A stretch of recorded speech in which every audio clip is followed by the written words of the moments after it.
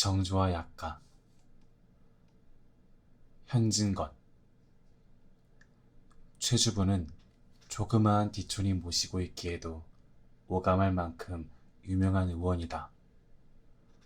읍내 김참판댁 손부가 산후증으로 가슴이 치밀어서 금일금일 운명할 것을 단 약 세첩에 돌린 것도 신통한 일이거니와, 더구나 조보국댁 젊은 영감님이 속병으로 회포를 고생하여 경양의 명의는 다 불러보았으되 그래도 효험이 안 나니까 그 숱한 돈을 들여가며 서울에 올라가 병원인가 한 데에서 여러 달포를 몸져 누워 치료를 받았으되 필경에는 앙상하게 뼈만 남아 돌아오게 된 것을 이 최주부의 약 2제 먹고 근치가 된 것도 신기한 이야기거리다. 이촌에서 저촌으로 그야말로 궁둥이 붙일 겨를도 없이 불려다니고 심지어 서울 출입까지 항다반 있었다. 애병, 어른병, 속병, 혈미할 것 없이 그의 손이 닿는 데는 마치 귀신부터 다니는 것처럼 신통한 효력을 내었다. 맥도 잘 짚고 침도 잘 넣고 헐미도 잘 째고 백발백중하는 그 탕약이야 말할 것도 없지만은 무슨 약으로 어떻게 만들었는지 그의 고약이야말로 세상에 둘도 없는 명약이었다. 나무하다가 나세베의 손가락, 모성기 하다가 거마리한테 물리고 그대로 발이 짓물러서 썩어 들어가는데도 그의 고약 한 장이면 씻은 듯이 나았다. 광란을 만나 금방 수족이 차고 맥이 얼어붙은 것도 그의 침 한 대면은 당장에 돌린다. 그 중에도 아낙네 사이에 더더욱 평판이 좋았다. 그의 빼어난 제조는 부인병, 더욱이 젊은 부인병에 더욱 빛난다. 김참판댁 손부가 발휘한 것과 같이 산후증에 더욱 묘를 얻었지만 대하증, 오줌수태도 연락 없이 굶쳐주고, 더욱 놀란 것은 애를 뱉지도 못하는 여자라도 그의 약을 한두 제 먹으면 흔히 옥동 같은 아들을 쑥쑥 낳아 내트리는 일이다. 그는 금년에 간당 50살이다. 50살이면 우연만한 늙은이라 하겠으되 머리에 흰털 하나 없이 검은 윤이 자르르 흐르는 듯하다. 삶아놓은 게딱지 같은 시뻘건 얼굴빛과 방울빛과 방울빛과 같이 둥글고 큼직한 코는 언제든지 기운 좋고 혈운 좋아 보이었다. 수십 년을 두고 많은 인명을 살려낸 공덕인지 본래 먹을 것 없던 그는 인제 와서는 벼섬이나 추수도 받게 되어 허리띠가 너누룩해져서 여간 환자는 잘 보지도 않는다. 교군을 들이대든지 읍내 인력거가 나오지 않으면 그는 좀처럼 통하지 않는다. 그러나 젊고 반죽을해한 여자 환자에게만 옛날 친절이 아직도 쇠하지 않았을 뿐이다. 망할 자식, 병을 안 보려거든 약국을 집어치우지 하고 그에게 거절을 당한 환자가 덜어는 붕괴하였다. 약국을 집어치우면 계집은 뭘로 후리노? 이렇게 빈정대는 사내도 하나씩 둘씩 늘었다. 그러나 오늘날 와서는 이 괜히 상판한 디촌에 있어서는 그는 비단 명의일 뿐만 아니라 어엿한 지주님이요 부자이기 때문에 대놓고 드러내놓고 그를 이러니 저러니 시비하는 사람은 아직 생겨나지 않았다.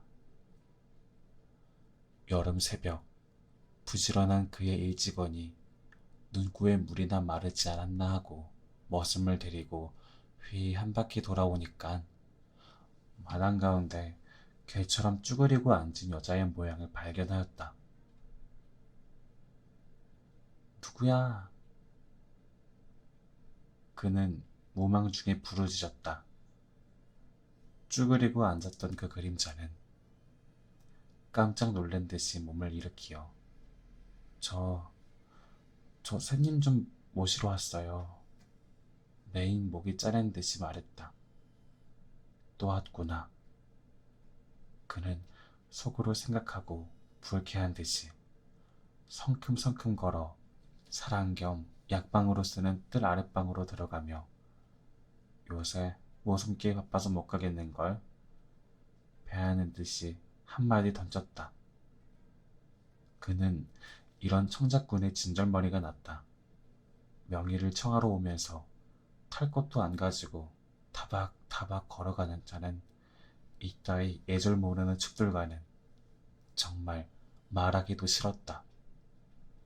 졸리다가 못해 가서 볼라치면 오막살이 단간방에 병자인지 뭐인지 귀신 다 된 것이 끙끙 앓는 소리나 지르고 돼지 새끼처럼 발갈생이 애들이 쉬파리 떼 모양으로 엉덩글하고 좋은 약을 써서 군쳐주어도 약값은 을에 떼어먹는 법이다.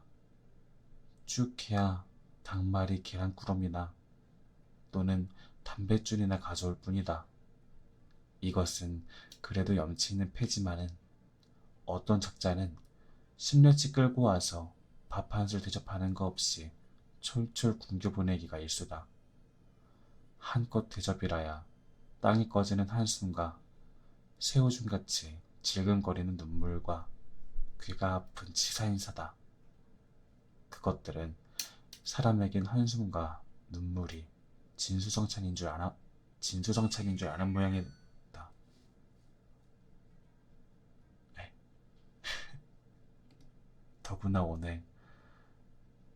더구나 오늘날은 나도 당당한 지주님이 아니냐. 쟤까지 자긴 따위가 이리 오너라 가거라 건방지게도 분수가 있지 않느냐. 너희를 주제 약에다 뭐냐? 개발의 다가리지. 그는 이런 청자꾼을 만날 때마다 속으로 이렇게 중얼거리고 재물에 욕지기가 났다. 오늘 식전 꼭두에 들어닥친 이 여자도 그런 따위 한잣집 사람인 것은 얼른 보고도 깨달을 수 있었다. 제 방에 들어온 뒤에도 그는 불쾌한 감정을 걷잡을 수 없었다. 못 가겠다고 거절을 하거든 냉큼 돌아나가 주었으면 피차에 편할 텐데 마치 진흙땅에 투구리는 개처럼 추근추근하게 졸라대는 더군다나 사람이 죽을 지경이다. 그 여자도 만일 가지 않거든 머슴을 불러 몰아내는 수밖에 없다고 배짱을 정해두었다. 새님, 한시가 바쁩니다.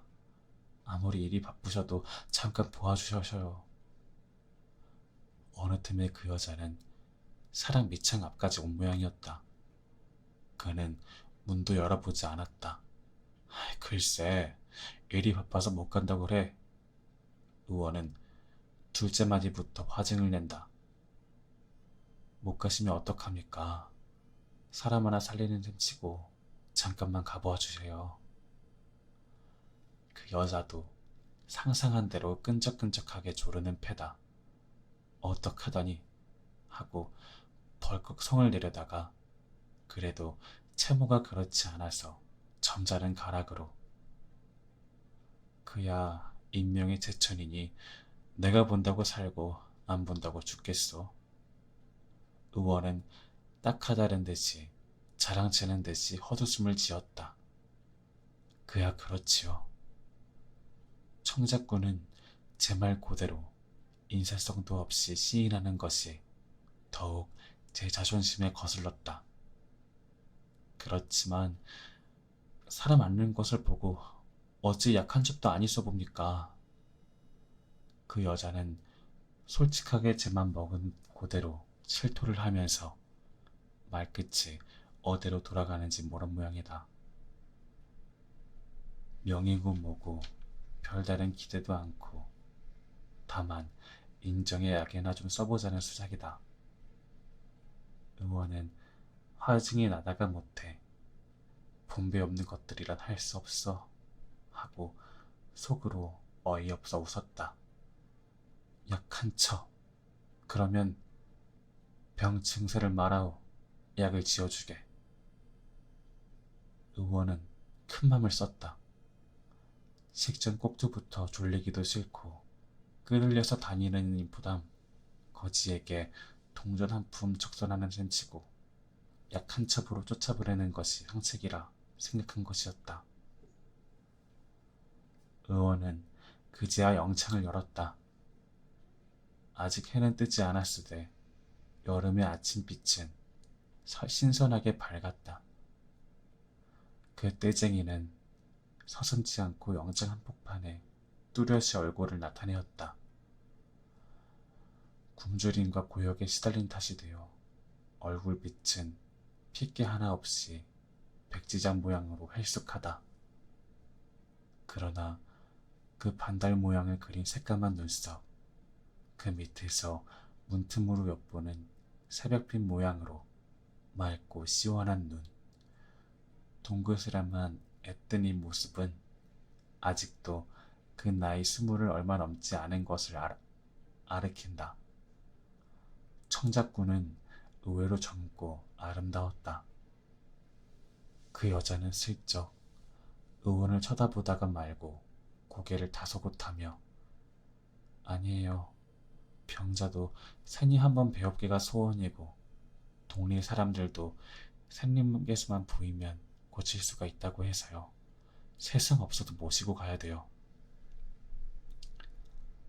조금도 꾸밀 데가 없는 말씨건만 그 목청은 어디까지 곱고 보드라운 것을 새삼스럽게 느꼈다. 최주부는 어여쁜 청작꾼의 위아래를 훑어보며 퇴관절 집이 어데요? 왜 그 동네를 모르셔요? 에서 한 10리 안팎밖에 안 돼요. 집을 묻는 것이 가겠다는 뜻인 줄 알고는 청작꾼의 얼굴에는 기쁜 빛이 살짝 돌았다. 10리 안팎. 이 여름에는 가깝지 않은 길인데 하고 의원의 눈 가장자리는 스르르 풀리었다. 그래 밤을 도와왔어요. 낮에 가자면 더우실 듯해서요. 하고 어여쁜 여자의 눈은 안심한 듯이 해주게 웃는다. 너무도 생각하십니다 하려다가 한번 치가를 빼놓으라고 암만 해도 너무 먼걸 하고 의원은 입맛을 쩝쩝 다시면서도 그의 눈길은 창작꾼의 헤어진 광당포 적삼 속으로 군데군데 드러난 흰살 위를 헤매었다. 그 여자는 그 눈길을 느끼자 두 손으로 부끄러운 듯이 제 가슴을 여미며 의원의 눈치를 진작하고 약값은 세상 없어도 해드리겠습니다. 자베개도 한 개 남았고 농짝도 하나 있답니다. 그걸 다 팔아서라도 약값은 만들어 드릴게요. 하고 그 맑은 눈이 스르르 흐려지며 금방의 눈물이 걸신걸신해진다. 원천만에 무슨 약값 때문에. 그럼 좌우간 가보지요. 대관절 앓는 이는 누구요? 애 아범이에요. 하고 그 여자는 귀하던 눈물을 그에 떨어뜨리고 말았다. 언제부터 알았어? 흉년 들던 재작년 겨울부터 시름시름 알았답니다. 금년 봄 들고는 아주 몸져 누웠어요. 그것 안 되지요. 하고 의원은 눈을 크게 떠보였다. 여기서 그 동리를 가리면 고개를 하나 넘지요. 한 오리장정이나 사람의 그림자도 없지 않소. 그래요. 밤에 올 적에도 행이 호랑이나 만날까 보아 가슴이 조마조마했답니다. 하고 그 여자는 어린애처럼 웃는다. 의원은 부산에게 세수를 하고 망건을 쓰고 몇 가지 약을 주섬주섬 집어넣은 후 처음보다는 아주 딴판으로 선선히 길을 떠났다. 환한 광명에 쫓기고 엷어지면서도 실한개는 새벽녘의 꿈길처럼 아직도 산허리와 논두렁에서 어릿어릿 존다.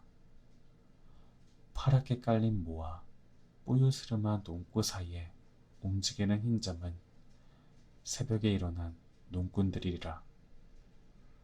처음 눈뜬 새들이 갖은 노래를 종알거릴 때 음매하고 어미탄의 송아지 울음이 무겁게 들려온다. 느리고도 바쁘고 종용하고도 시끄러운 농촌의 첫 아침. 집신이 푹푹 젖는 농두렁길을 걸어온 지 한참 만에 그들은 엠고개의 기슭에 다다랐다.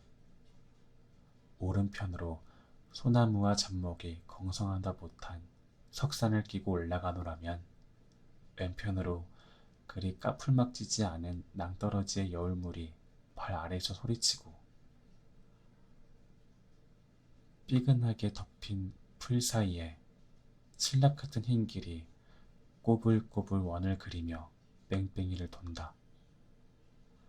청작꾼은 앞서고 의원님은 뒤를 따랐다. 고개를 두어 모롱이 도왔을째 일찍 뜨는 여름해는 어느 틈에 그 불덩이 같은 얼굴을 나타내었다. 뜨거운 뱃살은 축축하고 시원한 그림자를 휘몰아 쫓으며 우거진 가지와 잎새의 푸른 바탕에 영롱한 광선을 그린다. 풀끝에 맺힌 이슬들은 얼마 안에 쓰러질 제 운명의 마지막 광채를 바라는 것처럼 은가루같이 번쩍인다. 짧은 밤 사이에 가까스로 몸을 식힌 길바닥은 벌써 훈훈하게 달기 시작한다. 최주부의 눈은 아까부터 앞서가는 이의 잔등에 땀이 배인 것을 놓치지 않았다. 땀이 여러 번 겨른 그 광당포 작섬은 땀에 아무런 저항력도 없는 것처럼 살에 착 달라부었다. 처음에 접시만한 언저리가 주벌만해지고 사발만해지고 자꾸 번져간다. 그 둥그스름한 어깨에도 돈짝만한 살구꽃이 피었다. 청작꾼의 등에 살구꽃이 피는 모양으로 의원의 가슴에는 불꽃이 이글이글 타올랐다. 숨이 턱에 닿고 발 한 자국마다 이마에서 땀 한 방울씩 떨어졌다.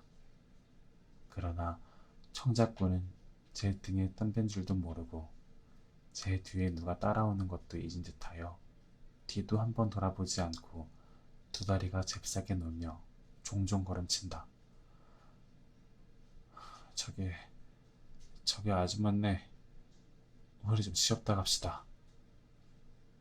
사람의 그림자란 얼씬도 않는 고개를 네모롱이나 돌았을 때 제 뒷선이는 숨을 헐떡거리며 부르짖었다.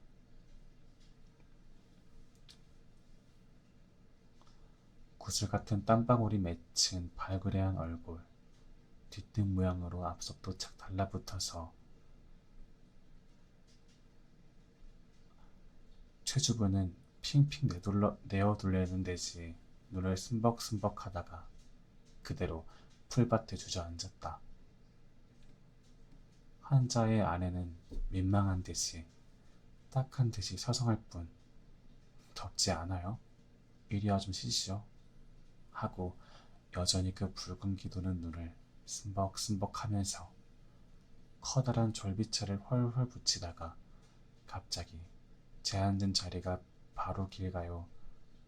햇살이 너무 부신 걸 깨닫고 깔았던 고이를 뒤로 툭툭 털고 여긴 볕이 드는군 하면서 그늘을 찾는 핑계로 하면서 그늘을 찾는 핑계로 산기슭 풀밭으로 휘적휘적 기어 올라갔다. 사람 발자국이 별로 밟지 않은 풀밭은 아름다웠다. 파란 쿠션을 깔아놓은 듯한 잔디도 좋거니와 바위 얼굴을 덮은 감쟁이에 오불오불한 붉은 줄기가 진 병꽃풀, 좁쌀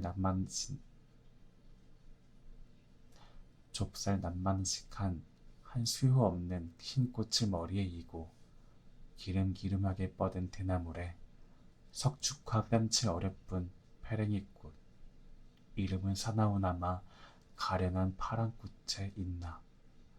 달기 씨개비, 노란 뿌리를 내어민 백합화들, 제각기 다른 풍정으로 사람의 눈을 이끈다.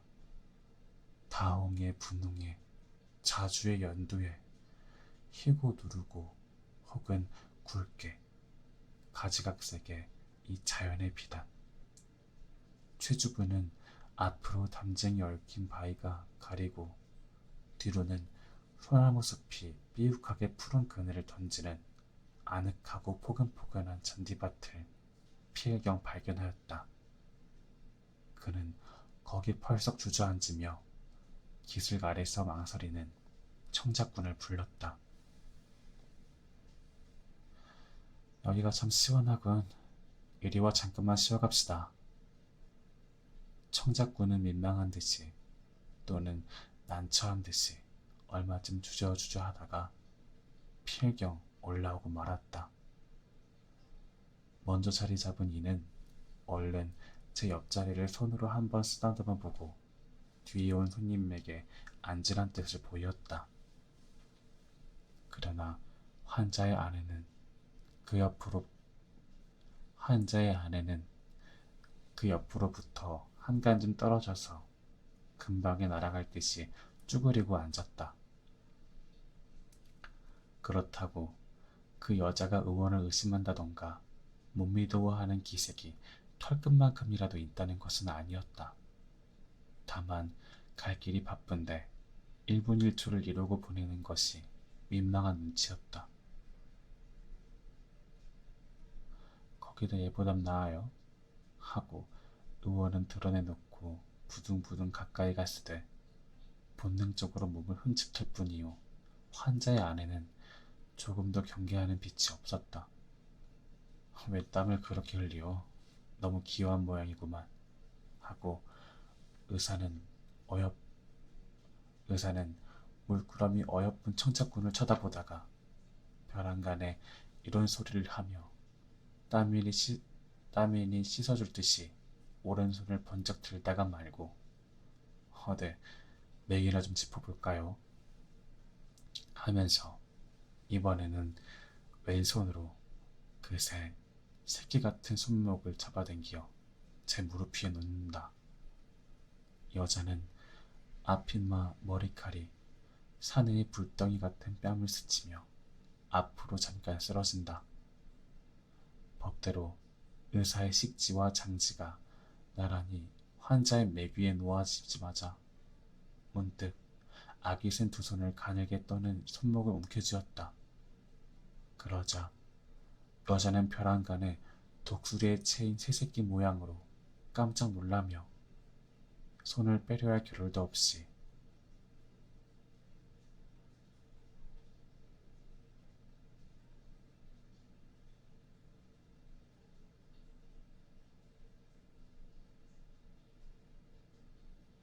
이거 해야 되나? 이거 어떡하지? 이거 이거 이거 이거 이거 이거 이거 이거 어떡하지? 어떡하지? 이거 괜찮나 이거?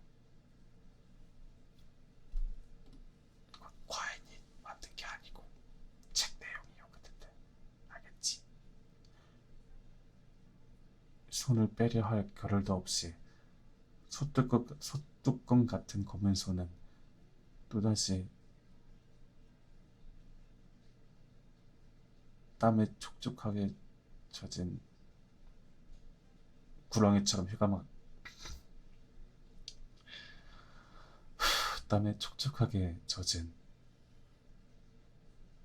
어딘가에 구렁이처럼 휘감겼다. 그 여자의 얼굴은 어디까지 맑고 깨끗하였다. 한 군데 흐린 점도 없고 흥분된 기색도 없다. 슬퍼도 않거니와 분해도 않는다. 새파란 잎, 새로 새어 흐르는 햇발처럼 명랑하다. 바람기 없는 공중에 뜬 나비와 나리같이 종용하고 풀끝에 맺힌 이슬 모양으로 영롱하다. 꼭 아까 모양으로 앞장을 서서 다시금 종종 걸음칠 뿐이다.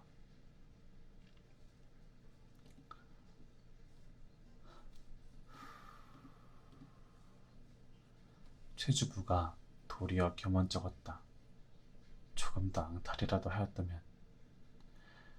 정주간염이란 약에 쓰려도 없고 아무한테나 몸을 맡기고도 눈꽃만한 부끄럼도 맘을 모르는 것이 불쾌하였다.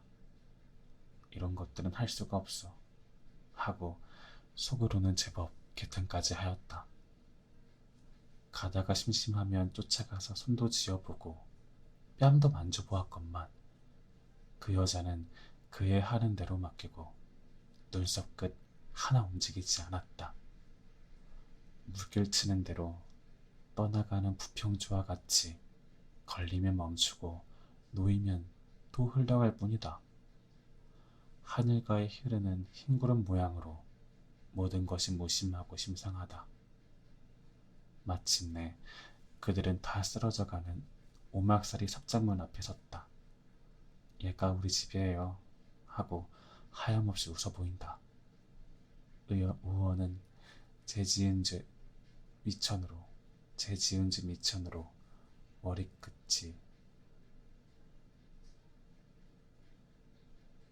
머리끝이 쭈뼛쭈뼛하는 듯하며 발 들여놓기가 서먹서먹하였다. 문득 여자의 손가락이 사내의 손목에 쇠꼬챙이같이 박혔다. 어서 들어가셔요. 우리 아범은 꼭 고쳐주셔야 말이지. 그렇지 않으면 큰일 날 줄 아셔요. 하는 나직한 말소리가 의사의 등골에는 찬물을 끼얹는 듯하였다. 의사는 허둥지둥하는 발길로 삽재간에 끌려들어섰다. 수숫대로 친 담도 반 넘어 쓰러졌고 지뷰리아 토막인데 툭 꺼져서 나려앉으려는 지붕은 몇 해를 잊지 않는 듯 명색 부엌 한 칸에 거기 잇따라 기역자로 방 두 칸이 현용만 남았는데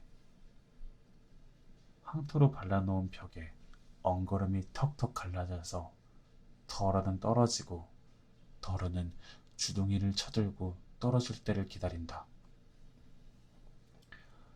대꼬챙이로 얼기설기 엮은 데에 신문지를 되는 대로 발라놓은 명색 방문 열고 들어서니 매콤한 냄새가 첫째 코를 엄습한다. 그 다음엔 사짜리깡 방바닥과 신문진 벽에 진을 치고 있던 파리들이 외행하면서 새로운 사람에게로 달려든다. 또 그 다음엔 거미같이 마른 4-5살 되는 발가숭이 계집애가 양초자루만한 다리를 비비꼬는 듯이 쭈적쭈적 거리며 엄마 소리를 내자 대본에 삐죽삐죽 울기 시작한다. 방 아랫목엔 환자가 우퉁을 벗고 배 위에만 헛누더기를 걸쳤는데 울퉁불퉁하게 드러난 뼈가 가죽 한 겹을 남겨놓고 가까스로 얽매여 있는데 이맛점만 불쑥 높고 뺨과 턱언저리는 훑는 듯이 쪽 발랐는데 만일 뚜룩뚜룩하는 큼직한 눈이 없었던들 아무라도 해골로밖에 안 보게 되었다. 아내와 의사가 들어오는 것을 보고 상반신을 일으키려던 그 환자는 아내의 부드러운 손길에 다시 누웠다. 더 치시면 어쩌자고. 고맙네. 그렇게 먼 길 갔다 와서. 그래, 모시고 왔지. 아이고, 저저 딴부, 개똥아, 어머니 부채 찾아드려라 하고 제 어린 딸에게 명령한다. 괜찮아요, 괜찮아.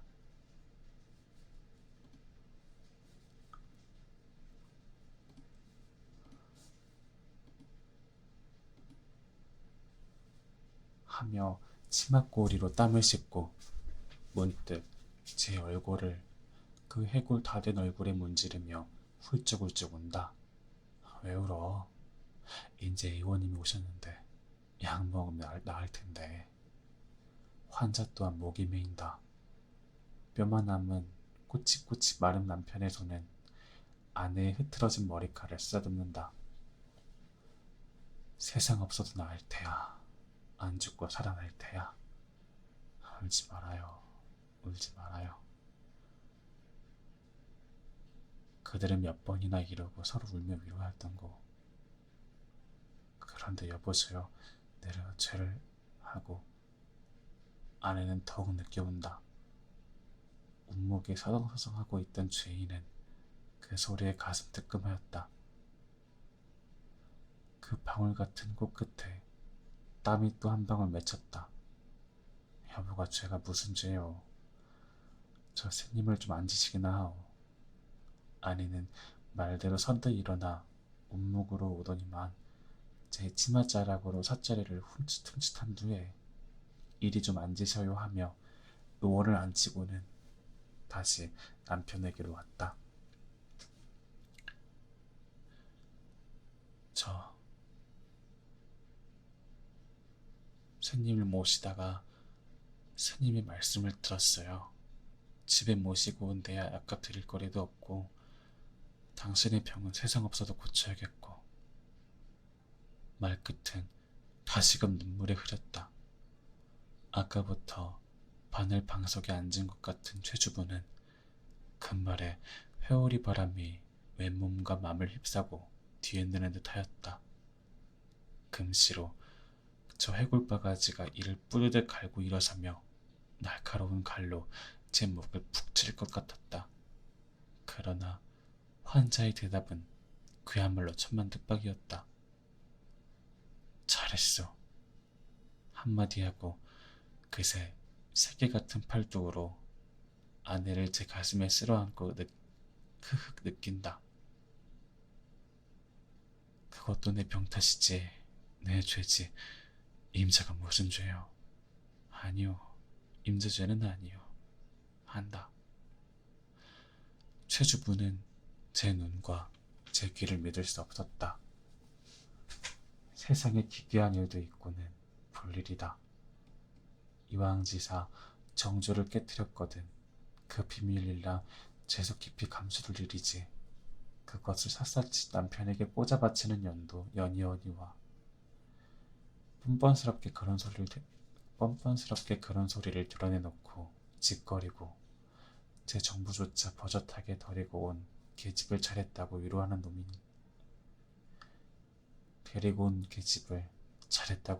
놈도 놈이 아니냐.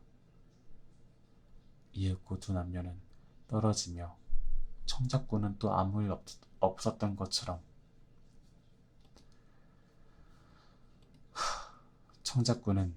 아무 일도 없었던 것처럼 또는 마땅히 할 일을 하였다.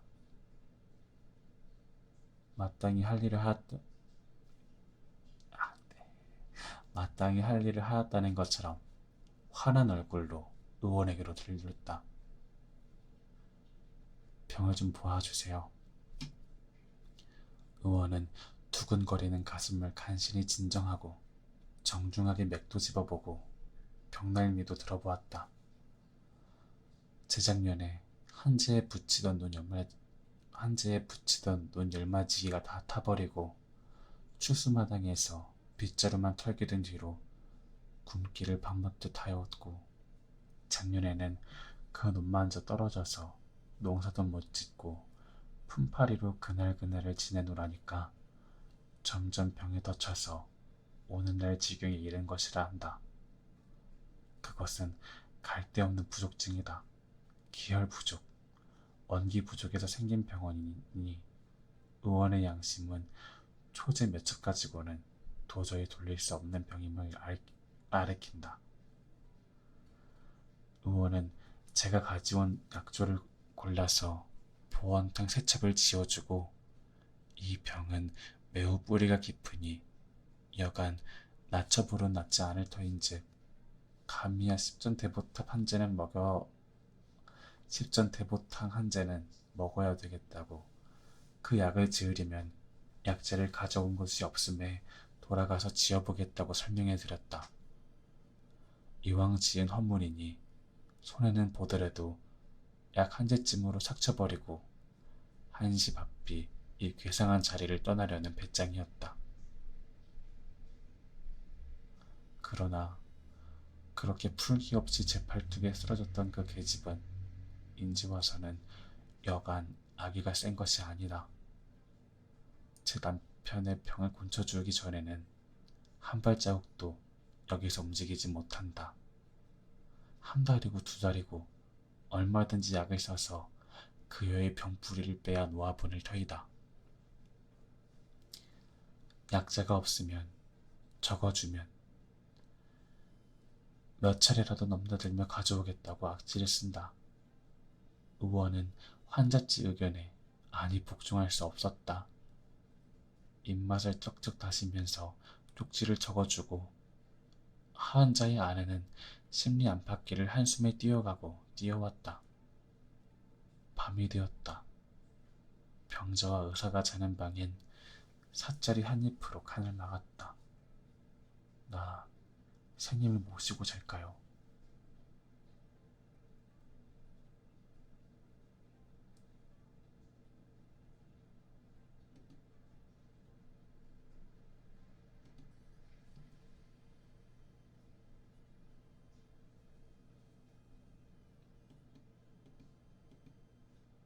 잠시만. 아내는 서슴지도 않고 예사롭게 남편에게 묻는다. 참 그래, 그러구려. 개똥이는 내 옆에다 갖다가 누이고 임자는 그리로 건너가구려. 남편도 제가 먼저 말할 것을 잊었다는 듯이 대찬성이다. 그 수작이 끝나기가 무섭게 아내는 실행한다. 저녁 먹던 마트에 옥방이 골아떨어진 개똥이를 환자방으로 갖다 놓이고 자기는 의원의 곁에 와서 눕는다. 이번에는 의원의 몸이 오그라붙는 듯하였다. 그는 일부러 큰 소리로 괴한 이르로군. 아까는 내가 환장이 되어서 그렇겠지만 다시야 그럴 수가 있어. 병자를 두고 딴 방에서 자다니 하고 제법 전잔을 빼보았다. 괜찮아요. 괜찮아요. 남편은 마치 손님에게 밥이나 권하는 듯이 아내와 같이 자기를 권한다. 아내도 남편을 지지 않고 손님의 사양은 귓귀에도 넣지 않으려고 한다. 옷까지 벗어버리고 앞에 착 달라붙어 누워서 머리맡에 누인 손님의 부채를 찾아들더니 덥지 않으세요? 하면서 헐헐 붙여준다. 아무리 사양을 해도 손님이 잠들기 전에는 부채질을 쉬려고 하지도 않았다. 열흘 동안이나 최주부는 정말 땀을 빼었다. 굴속 같은 방안, 밤마다 예사로 벗고 눕는 환자의 아내, 산나물의 좁쌀나들, 눈에 겨우 띄리만큼 띄운 죽물, 눈꽃만치 남은 양심의 가책, 귀괴한 광경에서 오는 불안, 감옥살이의 고통도 이대도록 지긋지긋하지는 않을 듯 싶었다. 다행히 환자는 약발을 잘 받았다. 약 한 첩 들어가 보지 못한 장위에는 인삼과 녹용이 그야말로 선약 같은 효험을 드러내었다. 최주부는 하루 바삐 이 고통에서 벗어나려고 이의 타산도 모조리 잊어버렸다. 제 돈을 들여 닭마리도 사고 구워 먹이게 하고 나중에는 제 집 쌀까지 가져오래서 이 밥을 지어 먹이도록 하였다. 환자의 회복은 하루가 다르고 한시가 달랐다. 열흘이 되매 기동도 맘대로 하게 되고 뼈만 남았던 몸에 살까지 부옇게 찌게 되었다. 마지막 날 새벽에 잠을 깨어보니 제 옆에 누웠던 환자의 아내가 없었다. 사짜리 한입 너머로 그들의 속살속살하는 이야기가 들린다. 참, 인젠 가슴도 두루룩 하시는군요. 아내는 남편의 가슴을 만져보았다. 가슴뿐이야? 이 팔을 만져보시오. 제법 살이 올랐지. 오늘이라도 농산일을 하겠는데. 안 돼요. 아직 안 돼요. 좀 조리를 더 하셔야지. 또 병원에 더 치시면 어떡해. 아내는 질색을 한다. 이제는 병이 안 날 테야. 이젠 두 주먹 쥐고 벌지. 그래도 입에 들어가는 것이 없으면 도적질이라도 할 테야. 안 굶으면 병이 안 나겠지. 이번엔 꼭 죽을 줄 알았더니만 임자 덕에 살았지. 하고 잠깐 말이 끊지만 젊은 내외에 으스러지는 듯한 포옹이 있는 모양. 임자를 안고 나니 두 팔에 기운이 더 붙는 듯한데 신기한걸. 내일부터는 임자를 업고 다니면 기운이 나겠지. 나중에는 별소리를 다 하시는구려. 그래 조금 더 꺼림칙하지 않으셔요? 무지 꺼림칙하지 않단 말이오.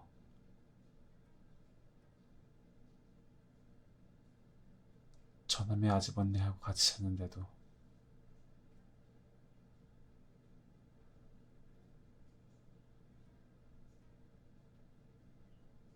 백날을 같이 자면 무슨 일이 있나.